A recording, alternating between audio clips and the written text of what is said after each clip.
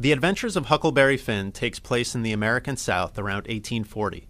It begins in the town of St. Petersburg, Missouri, on the banks of the Mississippi River. Huck Finn is a boy about 13 or 14 years old. He's the son of the town drunk, and he's lived most of his life without a mother and homeless. He's used to wearing ragged, cast-off clothes, never going to school, and doing pretty much whatever he wants. He's very good at outdoor things like hunting, fishing, and trapping. At the beginning of the book, he's living in a house because he's been adopted by the widow Douglas, who's trying to civilize him. Huck and the widow live with the widow's sister, Miss Watson, who scolds Huck frequently. The widow and Miss Watson also own a number of slaves.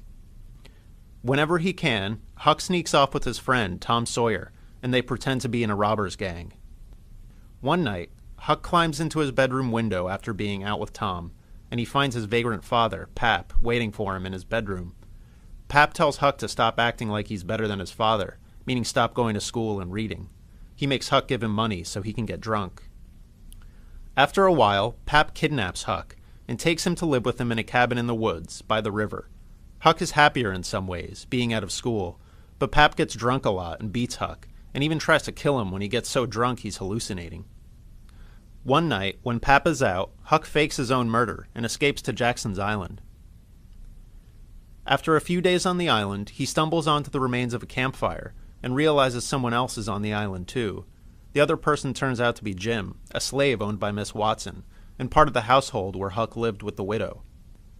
Jim says he's run away because he heard Miss Watson talking about selling him down the river for $800. If that happened, he would be taken from his family and brought down to New Orleans to be sold as a field worker in the Deep South.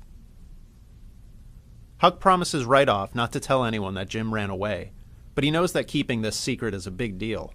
Jim is going to be hunted, and any white person who sees him might stop him and try to take him into custody. Huck also knows that other white people would despise him for helping a runaway slave, but he doesn't care about this too much because he spent his whole life not following the rules and being looked down on by most of his town. He describes himself as sort of low down and ornery, so breaking a rule doesn't bother him. Huck and Jim strike up a friendship pretty quickly. They mostly talk about superstitions and signs, such as things that say whether you're going to have bad luck or get rich.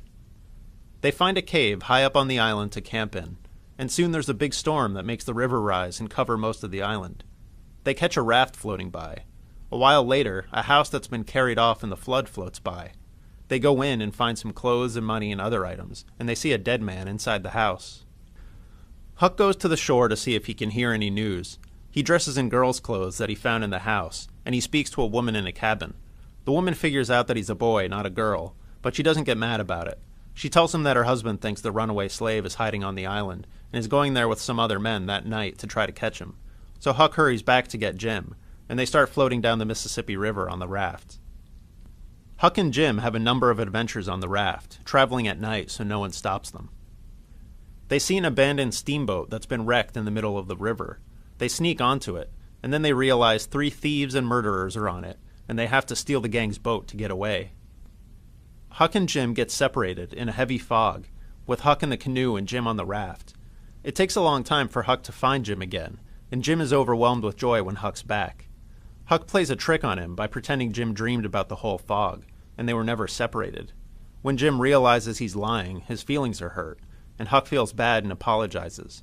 That's an important moment, because Huck becomes aware that Jim actually cares about him, and he cares about Jim, which he hadn't really thought about before. Huck and Jim are hoping to come to the town of Cairo, because that town is where the Ohio River empties into the Mississippi. If they get off there, Jim can buy passage on a steamboat going up the Ohio River, and he'll be on the way to freedom.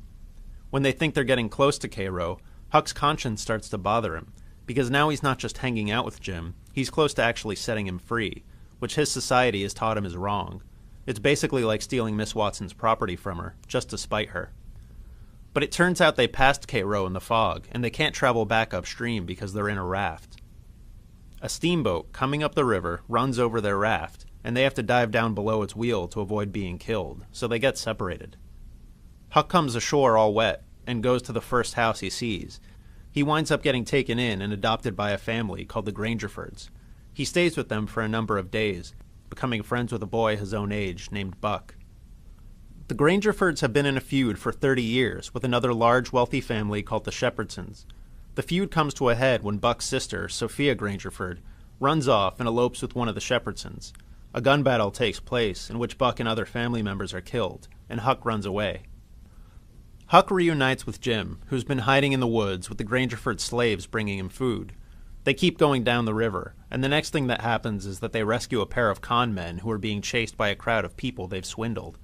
Huck and Jim take them onto the raft and carry them away. The problem is that once the con men are on the raft with them, they don't want to leave, and there's nothing Huck and Jim can do about it.